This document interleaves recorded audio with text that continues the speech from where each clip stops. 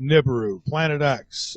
Many names this thing has, but I do remember in 1983 reading in a high school. We had the science teacher had passed out a magazine, just a simple paperback thing, and we'd get one every week. And this week I got one that day in seventh grade, and it said that a Russian satellite had somehow went out of orbit or something, and it discovered what they called Planet X.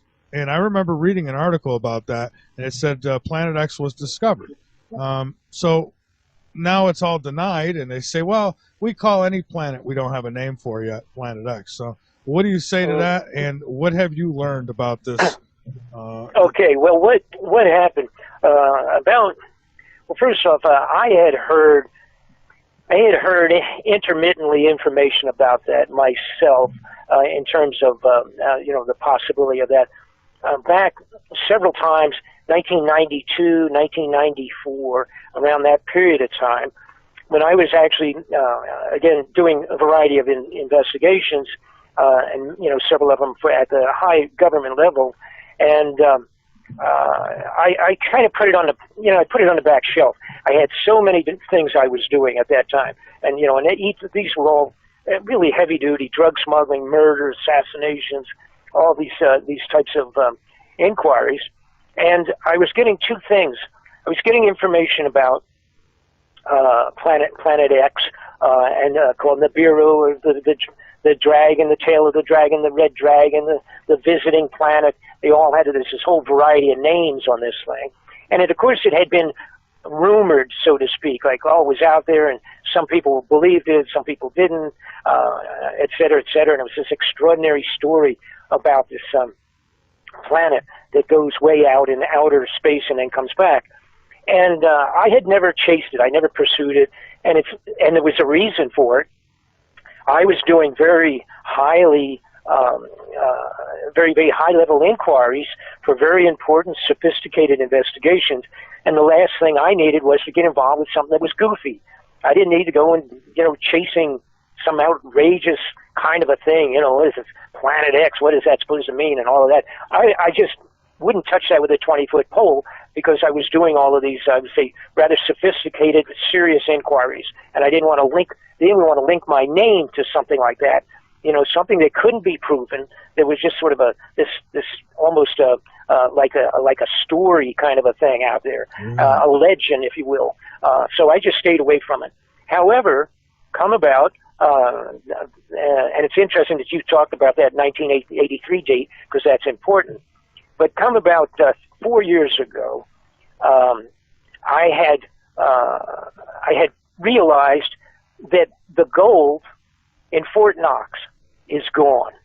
There is no gold. That's gone, period. End of story. If anybody thinks that there may be some in there, but if you believe that the gold that's supposed to be there is in Fort Knox, you're really naive and uninformed.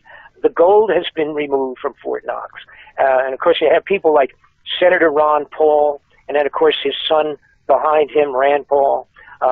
Those guys have all came forward a couple of years ago and asked for an audit of the gold. Where is the gold? How much is there? Is it still there? And the bottom line was they laughed at them. The Federal Reserve is set up in a manner such that nobody can just go in and do an audit on the gold.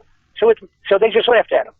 Now, to come along behind that, we had several countries have placed tons of gold bullion in deposit in our Fort Knox depository.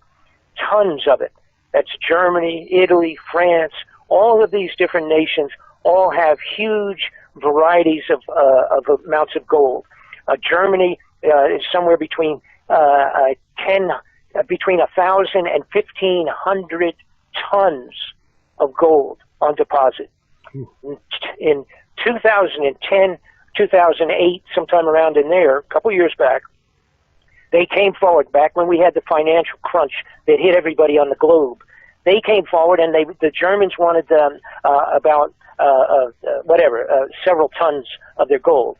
They were told they could not get it until 2020. They were told they could not get an audit, even an audit, until 2020. See, now why can't they just say, "Oh hell no, you're going to open it, you're going to give us our, what belongs to Well, us"? they would have to invade the United States, wouldn't they? How would they do that?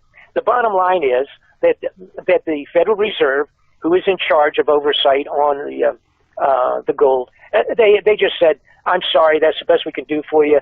You can't go in, and no, you can't have any, and we're not even going to do an audit. It's too complex at this point in time. Get back to us in 2020." Okay, so now that was like, I couldn't believe that. I'm like you, I'm saying, what in the world? How can they do that? Okay, well, they can do it because they're the ones that have the key to the vault. End of story, right? They get the combinations. All right, so end of the story in terms of the gold. The gold is gone. We have to understand it. If you think anything different than that, you're I hate to use the term, you're a sucker or you're a fool. All right, so the gold is gone, and I thought, well, that's pretty amazing, because if you stole the gold, which is what has taken place, what would you do with that? What would you do with it?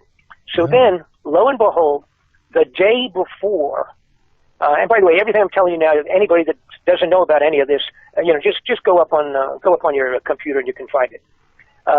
A fellow named Donald Rumsfeld. Donald Rumsfeld, in charge of the Defense Department, came forward the day before the 9/11 attack in New York and at the Pentagon. The day before that event, he came forward on the floor of the United States Congress, doing one of those wonderful inquiries I was talking about. He told the Congress that the Defense Department had lost $2.3 trillion in their budget.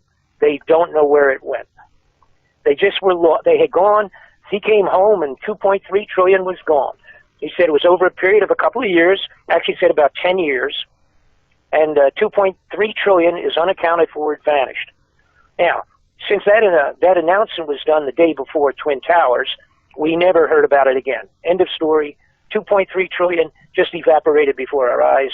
Okay. Then they had that phony Twin Towers accident, terrorist accident that took place.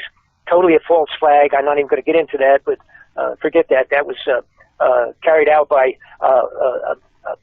bad guys and the American government carried that one out. So now, short time later, after the Rumsfeld thing, actually a year or so after that, they're doing an inquiry again on the floor of the Congress and the Senate with a lady who's in charge of the international banking for the Federal Reserve.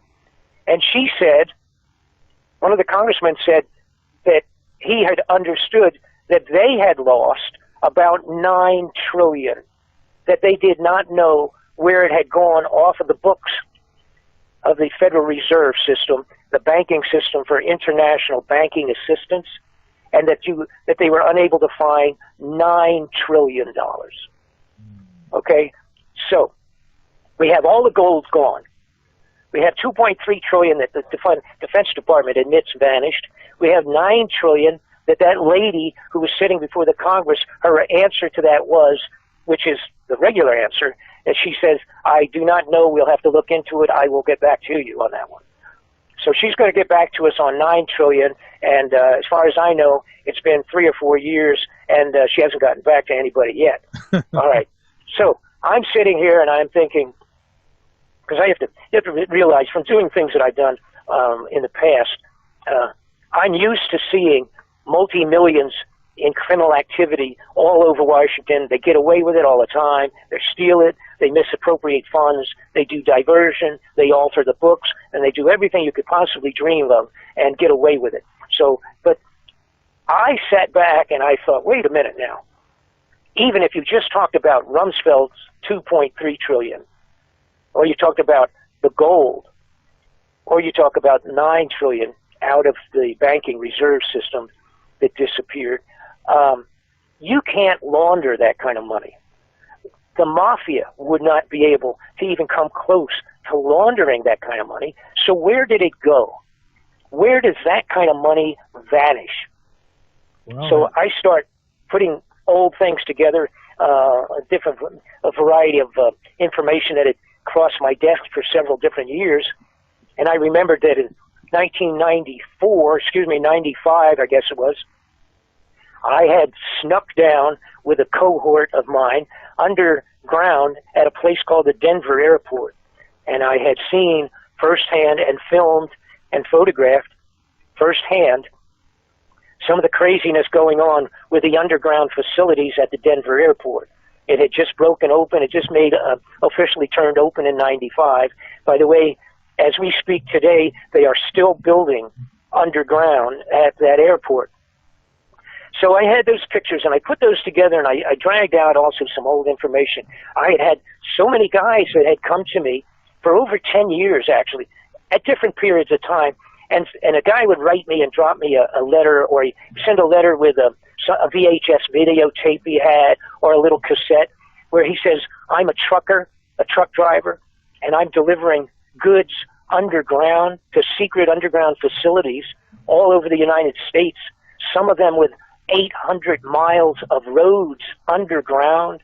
I drive an 18-wheeler truck, and I pass other 18-wheelers in intersections under the ground in these facilities.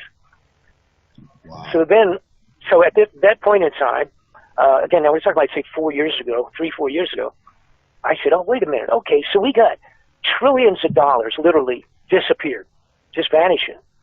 We have underground facilities that are mind-boggling.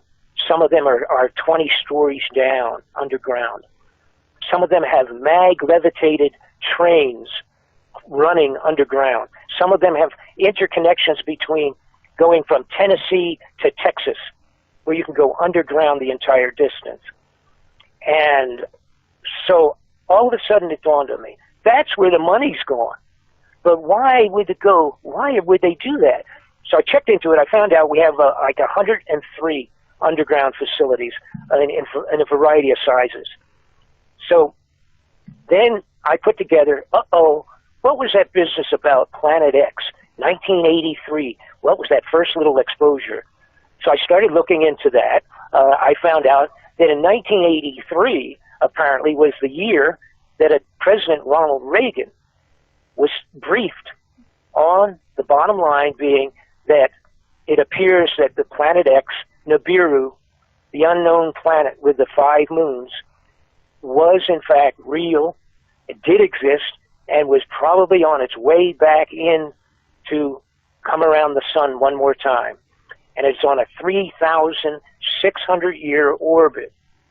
So what took place, not only was it a Russian, let's say an accidental exposure of that 1983 that you were talking about, but at the same time, we had sent out a brand new, somewhere around that period of time, 80, whatever it was, but it was 83, one of our brand new satellites was sent out with a giant infrared telescope.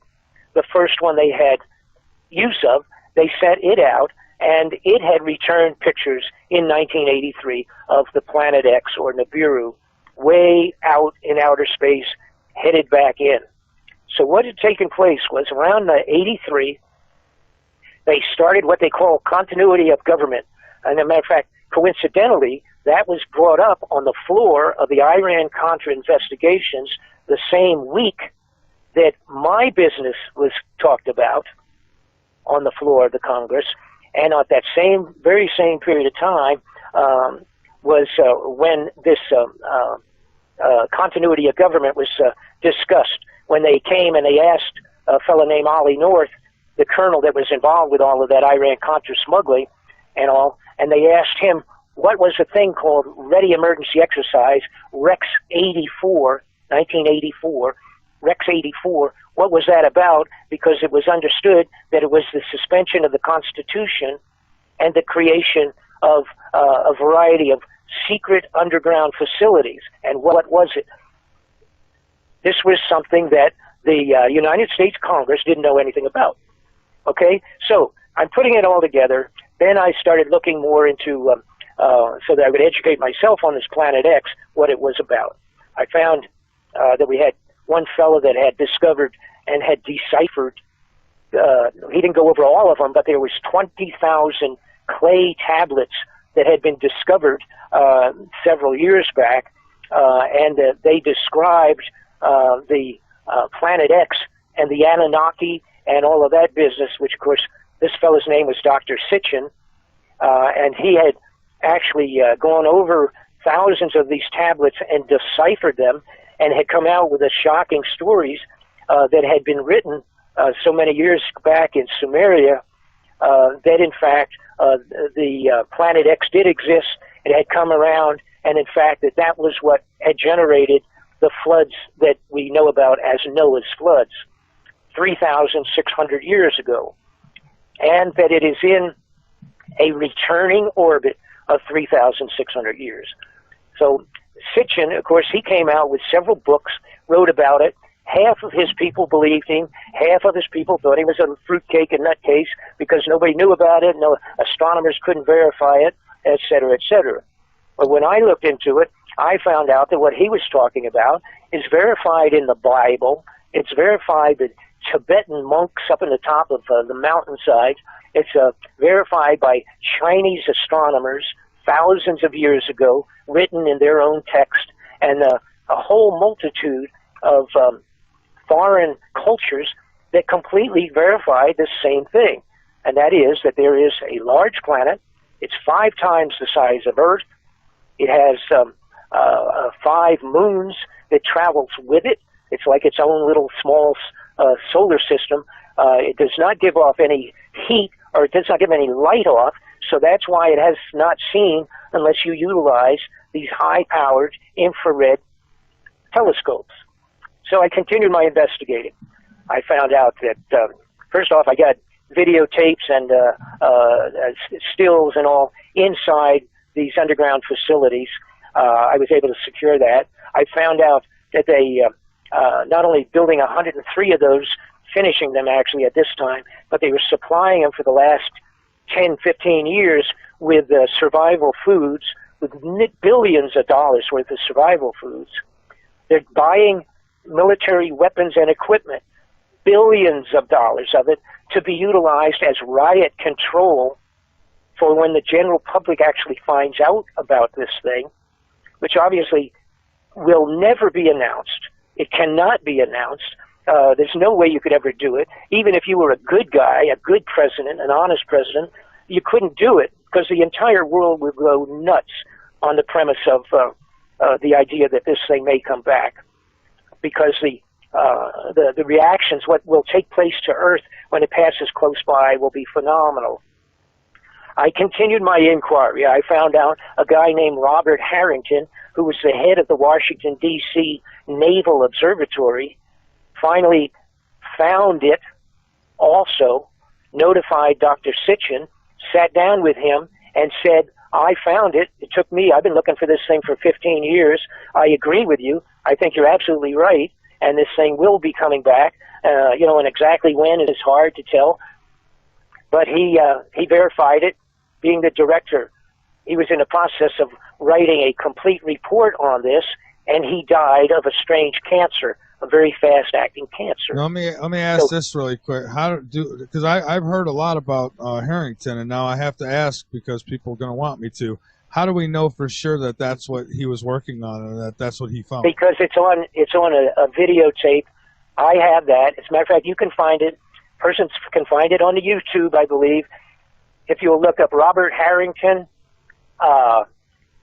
let's see, just if you put Robert Harrington, Discovery of Planet X, or Nibiru, you will find that he has a meeting when he met with Dr. Sitchin, a sit-down meeting in his office at the observatory in Washington, D.C. I believe it was in 1963. It was videotaped, so the entire meeting is videotaped.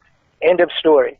Okay, so now I continued my investigating. I was looking as far into this as I could.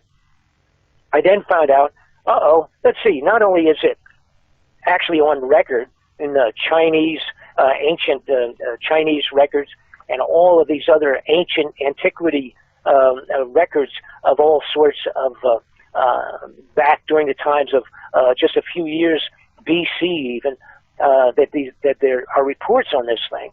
We have to remember, like in the case of the Chinese astronomers back in those days that worked under the emperor, if they even did a mistake, he cut their heads off. You know, I mean, that literally was the way they ran that in the ancient Chinese astronomy. If a guy did something wrong, they just cut his head off and threw him in the garbage. So these guys weren't making this stuff up. The Sumerians, they weren't writing on clay tablets and saying, let's write this crazy thing down. This is going to really freak people out. You know, these guys weren't hoaxsters, for crying out loud. They were writing serious events that took place. And took place, in their face. So I started realizing, okay, the United States has really gotten scared. This is serious stuff. 103 underground facilities that I know of. The Russians came out in 2010. Now again, see, these dates are important. 2010, the Russians came out and they said, we're going to build 5,000 survival tunnels, underground tunnel. There's going to be 5,000 of them. They said we're going to have them done by 2000, at the beginning of 2013. And they did it. They have most of them finished. In China, when I looked up their thing, find out what they were doing, if anything. See, because these are coordinated efforts with the highest levels of all the major nations of the world. They're all scared to death of something. They're not going to save the general public. It's an impossibility. But they're going to do continuity of government for the wealthiest elite and the governmental heads of these different nations. They're the ones that are going to be down underground. The rest of us are going to be trying to exist and live above ground, which is going to be very hard when you find out all of the potential effects of this planet coming back close to Earth. See, now I'm curious. I'm curious, really quick though. Now, if they are aware that this is going to happen, then why aren't they doing something about these nuclear power plants? Because that would be my biggest fear: is having to survive any amount of time with all these nuclear power plants going down. Well, that certainly is an important part of the problem. But the bottom line is. Now you asked that question. Now let me turn that around. Let me ask you. You're the President of the United States. What are you going to do about it? What are you going to do about 130 nuclear power plants that we have in the United States? You're going to tell everybody, oh, listen, temporarily we're going to shut all of this stuff down because there's something that we're not going to tell you about coming, but I'm going to shut it down. Okay, so the bottom line is they can't do anything about it. They can't do anything about it, all right? So whatever happens when those things are disconnected and discombobulated and they start overheating, you got to hope, you got to hope and pray that no more than half of them become like the Chernobyl, right? Right. Everybody knows that was the Russian one, all right, the problem with that, okay? That may turn that into a dead zone for 100 years. Okay. So that is one point. I'm glad you brought that up, but that's all it is. It's only one point because I'm going to get into the rest of the problems that we have with this Nibiru when it comes back. Now, I looked into China. I said, okay, I know Russia's doing it. I know. And by the way, what we also did a couple of years ago, we created an underground, what they call a food vault, a seed vault. It actually is a vault that contains underground into the mountainside. It's up in, I think it's in Denmark. It is a container holding seeds of every growing plant on Earth so they can be replanted 50 or 100 years from now to try to start Earth back up again. And that's an international seed vault. Again, something you can simply look up and you can see it and find it on your computer. I know that's true. I've seen it. I've seen the pictures. I've seen all the information. That's right. That's right. Okay. End of story. Why were they doing that? Okay. So China, when I looked into their situation, I found out a few years ago they did an extensive report on relative to Earth movements. If the surface and the crust of the Earth moved due to a celestial external effect of gravitational forces, what would take place in the high and the low zones around China. They did this major report. After that report, they started diligently rejuvenating underground facilities for themselves. They have so many. There are thousands of underground facilities in China. Now, they had a head start because they had a couple thousand of them going back to the days of antiquity in China, where entire wars and towns and villages, wars were fought from inside the tunnels, and towns and villages were actually maintained inside thousands of tunnels in the earth in China.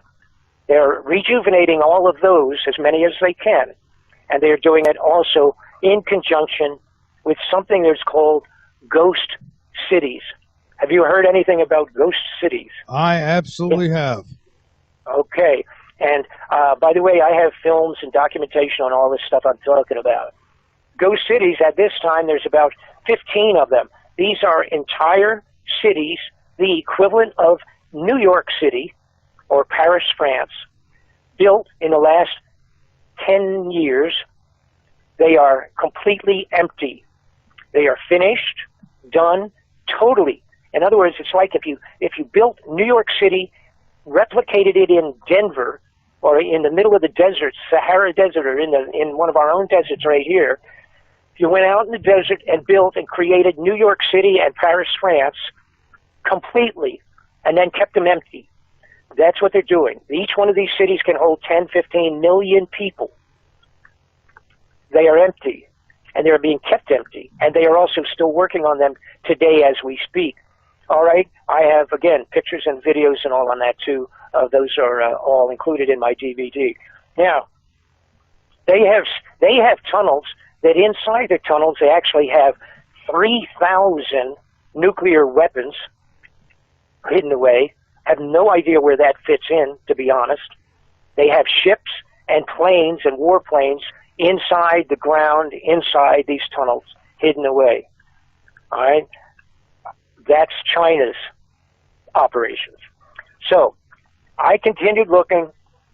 Now I'm convinced. I said, okay, this thing's out there, and I wanted to know more about it. And then I thought, well, wait a minute. This planet, this giant planet coming in, obviously would cause, when it got close, it would have unbelievable effects. Are you still with me? Yeah, I'm still here. I thought they were about to cut you off, buddy. Oh, okay. No, well, that's always possible. I don't know what that is, but that may be on my end. Okay, so I'm still looking. I'm trying to expand my handle on this thing, understand this thing, and I started looking and checking with astronomers, and you have to realize something. Everybody has to get a handle on this too. NASA is a lying bunch of bums. All right, NASA does what they are told to do. You know, for some reason, we got this psychological concept that the government might lie to us, and this senator might, and Congress might, and these guys will do all this backstabbing and do all this stuff on us, and they'll never tell us the truth. And we understand that. We almost accept that now. That's a shame. But we have this psychological background idea that NASA now, see, those NASA, they're just a bunch of dumb scientists, and they'll tell us, boy, if they see something out there or they know something's going on, they're going to tell us. No, they're not. They're not going to tell you. They've been specifically told not to tell anybody about this. And it's on the basis, again, we got to get back to logic. You cannot tell the public that something like this is going to happen. And particularly, you can't say, hey, I'm going to give you an approximate date. Can't do that. It would be, we never even seen a riot like you would have across the entire globe when this thing finally. Now that makes total sense. I mean, I've thought about that. If I was president, how do you just come out and tell 7 billion people you're going to die? But that's not going to happen. At the same time, as a matter of fact, it's just never going to happen. All right. So, and I'll explain to you what's going to happen, but that's not going to happen. So I started looking, and I snooped, and again, I've developed some very, very high-level points. People, a good friend of mine for many years used to write the speeches for Ronald Reagan and Bill Casey for the head of the CIA during Reagan's time. She was with Bill Casey for years and years. So anyhow, that's just one person that I could rely on for some of these questions. But when it comes to looking into the planets, I discovered that all of the planets, starting out with Pluto and coming back in, they're heating up. They're changing in their chemistry, and they're wiggling in their orbits. There's funny activity going on. Some of them actually are even having complete movement on the face of the planets, etc. So the planets are now being affected. Now we go number 2. What else is happening? The sun is going crazy with a lot of extraordinary activity. It's being affected by Nibiru already at this point in time. Volcanoes and earthquakes are increasing and are being cultivated already by Nibiru coming back in. As of yesterday, and I think this will probably surprise you, maybe it won't. As of yesterday, there was 34 to 37 volcanoes erupting on the Earth. Not just grumbling and mumbling. 35 as of yesterday were erupting on the face of the globe. There are 27 to 35 other volcanoes that are on the watch list that they may start erupting. All right? That's today. Yellowstone Park, a month or 2 back, generated so much extraordinary heat that the roadway leading into some of the central parts of the park had to be blocked off because the roads turned into pea soup and they melted. Yeah, right? It's my understanding that Russia is, someone made a good point in the chat room, so I thought I'd bring it up, that Russia is actually, it's been said they have enough underground facilities for, I guess, all their people. They're claiming, well, whatever. now I have to explain something with the Russian deal. They're set up for moderate, medium-sized amounts of people, but they have a lot of them, and they're almost like bomb shelters. So now they have bigger ones that are going to be for the wealthy elite, upper crust of Russia, and those are like the big fancy ones we have that can hold several thousand and keep them for a long period of time. And by the way, we even have some underground facilities that are totally just set up for growing food underground, underground synthetic growth situations. And they are also, as I mentioned earlier, interconnected with the train cars and highways and all the rest of that. It's mind-boggling. It's way past what everybody would ever believe. You wouldn't want to believe it, but when you see it, you see it. End of story. Now, what else do we have? So we have volcanoes, we have earthquakes, all of that stuff happening. We have the planets heating up. We have, how about in 2010 and 11, 12, 13, up around in there, how about all the dead animals and fish and birds? We had, like a million birds fall dead out of the sky. Not just once either. Excuse me? I say not just one time either. No, that's right. So we're talking all kinds of animals, fish, multi-millions and millions of them dead and all that. Okay. So they also changed all of the space operations. They were all changed instantly, things they were planning to do, and then all of a sudden we're not going to do it anymore, et cetera, et cetera. Because they got so scared, so frightened about the reality of within a few years of this planet coming back and the havoc it will wreak on the Earth when it comes by, is unbelievable. Now, it scared the big shots. Okay, they just shut down. They're not even stealing for themselves anymore now. I mean, they're stealing considerably less because their whole frame of mind has been changed. The ones that know about it, but don't fool yourself. And for you congressmen and senators out there, don't fool yourself. If you're not up to speed on this thing, you may not be on the list. In your tail, it's going to be up here with the rest of us trying to figure out what we're going to do. Now, what will happen? What will happen when this thing comes by? One thing is, it's so large, and it's apparently a solid mass, and this is the best it's been analyzed.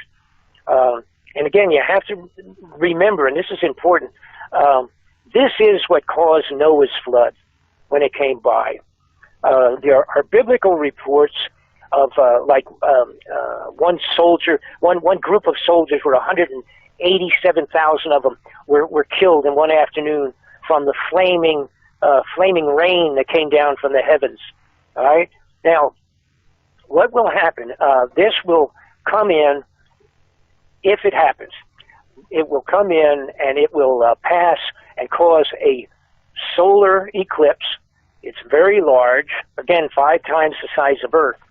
It will black out the sun for about 3 hours. It will not be, we're not talking when it goes between us and the sun. It's not talking about a 15-minute eclipse. We're talking about 3 hours the first time around. Probably the same thing the second time when it goes back out. It will come in, go around the sun, just like a meteor or a comet does. Now, I want everybody to remember now, we have Halley's Comet. It comes around every 75 years. We know that. We know how long it is. We know how big it is. We know what it's going to do. It's kind of out there, and it's just a snowball, if you will, typical comet structure of dirt and frozen ice and frozen residue and what have you. But something to be concerned with is, when it flies by, we look at that way up there out, it's in up in the sky with the rest of the stars. When it goes by, it has a 24 million mile tail of junk coming behind it. And we see it, and it looks neat, because you see this glowing thing in the front and this big, long, glowing, luminous line being dragged along behind it, and that's that tail that I'm talking about. But unless you get in and look it up, I never realized it's 24 million miles long. Holy mackerel, that's a lot of junk. And it comes around 75 years, goes around behind the sun, comes back out, shoots back out to outer space for another 75 years. Now, a lot of people, when you talk about Nibiru, and it's a 3,600 year orbit. It's not 75, it's 3,000 years. And you could, typically myself, before I knew too much about this, I instantly thought, well, that's ridiculous. Holy mackerel. Something goes out that far for 3,000 years, that can't be real. All right. But a few years back, there was a thing called Hale-Bopp comet that was discovered, I think, around in the 70s, and came by a few years later. And when it did the same thing, came up, went around, swung around behind the sun, went back out. And when they did the math on that, they said, oh, now this was newly discovered. It will not be back for 4,200 years. That's the Hale-Bopp comet. You can look these up. Remember that. Hale-Bopp comet, 4,200 year orbit. So the idea that 3,600 year orbit for Nibiru being ridiculous, it's not, obviously. Now, all right? Does Nibiru, does this have a brown dwarf star with it, or moons, or what's coming with it outside of just it has? It physically has, according. Now, by the way, I'm going to tell you there has been one good picture that I know of. Well, actually, there's two, but there's one good one that I'm positive of being right, because it was a NASA screw up, and they took the picture. And they took the picture with their new fancy equipment, and it accidentally got out. And, of course, nowadays, when these things get out, you can't put the toothpaste back in the tube with the computer programs now on the website. So once it was out, it's out there. And it is a telescopic picture taken by NASA, accidentally released to the public, grabbed up and replicated, and it's a real photo. The singular planet is Nibiru. It has 5 moons circling it, traveling with it, and when we do the comparison with the Hale-Bopp and also with Halley's Comet of 24 million miles, I have no idea of what kind of length and depth of junk is going to be trailing behind a planet that's dragging stuff for 3,000 years and gathering more as it comes. And unfortunately, what we're looking at in terms of if this travels as has been mathematically laid out and does come by, what it will do, it will come around the sun. We are we have a little tiny orbit that where we go around the sun. All right, and when we go around the sun, we will pass through that tail one time, and then we will make the completion of that orbit around. It will be ahead of us, so to speak, and it will go back out to the far reaches of space, and we will pass through the tail at least a second time. Now, the mathematics of this is really rather complex, but it would be about 1 hour journey through the tail of this debris the first time, probably an hour through the second time going through that debris. This will be the most devastating meteor shower that you could ever imagine in science fiction. So that's going to be one of the big problems.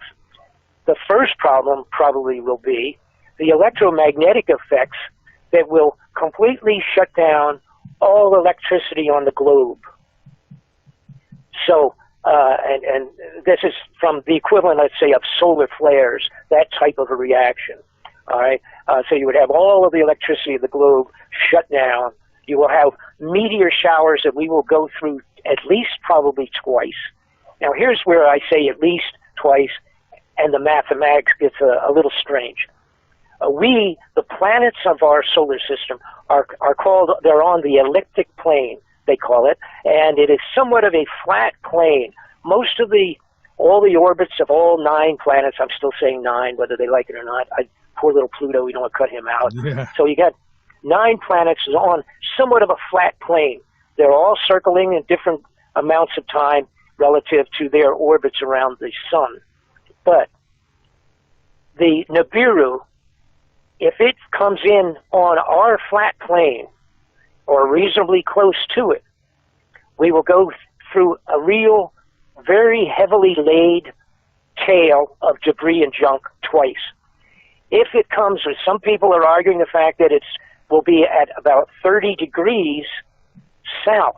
In other words, tipped 30 degrees off of the ecliptic plane, having it come in sort of on an angle, like just a 30-degree angle coming in, passing through our plane and back out in its own plane.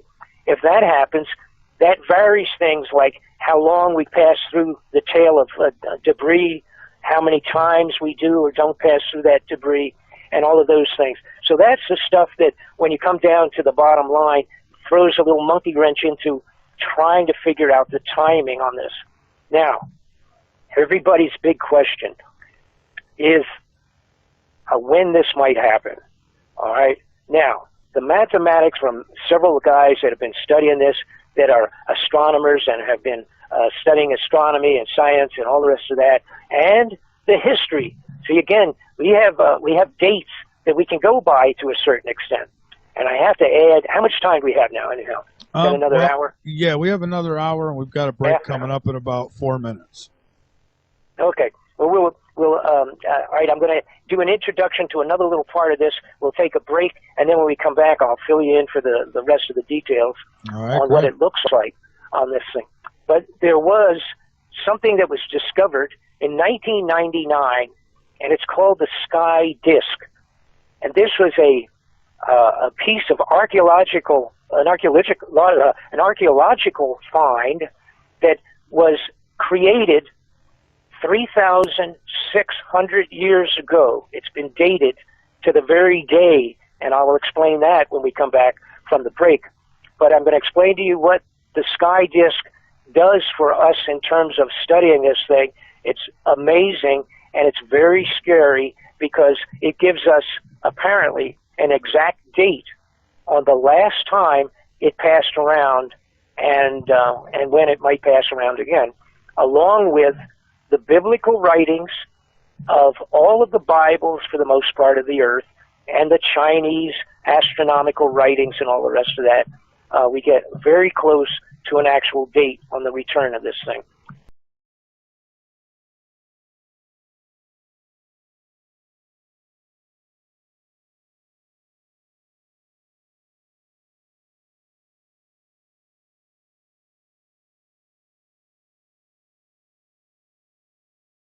Nibiru, Planet X. Many names this thing has, but I do remember in 1983 reading in a high school. We had the science teacher had passed out a magazine, just a simple paperback thing, and we'd get one every week. And this week I got one that day in seventh grade, and it said that a Russian satellite had somehow went out of orbit or something, and it discovered what they called Planet X. And I remember reading an article about that, and it said Planet X was discovered. So now it's all denied, and they say, well, we call any planet we don't have a name for yet Planet X. So what do you say to that, and what have you learned about this?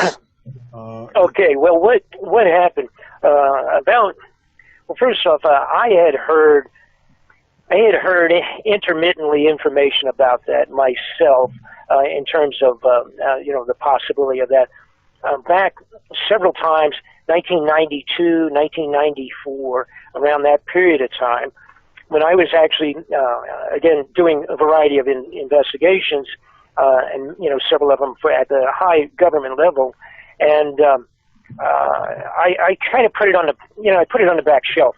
I had so many things I was doing at that time, and, these were all really heavy-duty drug smuggling, murder, assassinations, all these types of inquiries, and I was getting two things.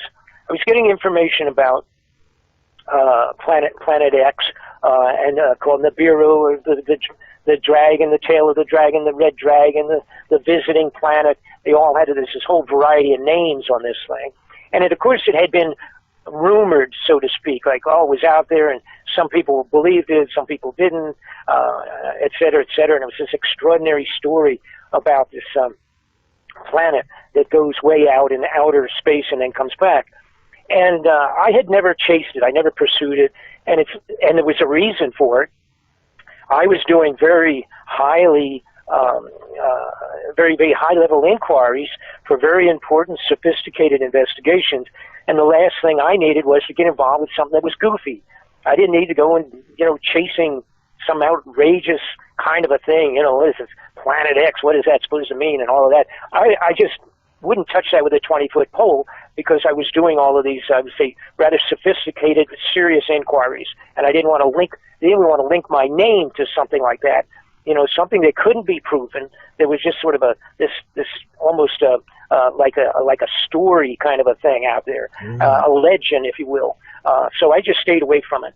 However, come about, and it's interesting that you talked about that 1983 date, because that's important.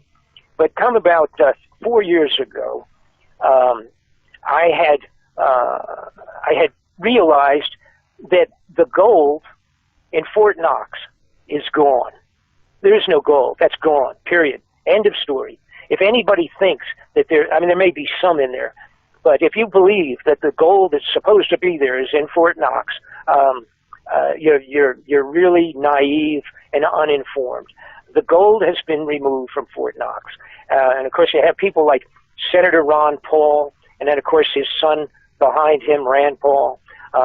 Those guys have all came forward a couple of years ago and asked for an audit of the gold. Where is the gold? How much is there? Is it still there?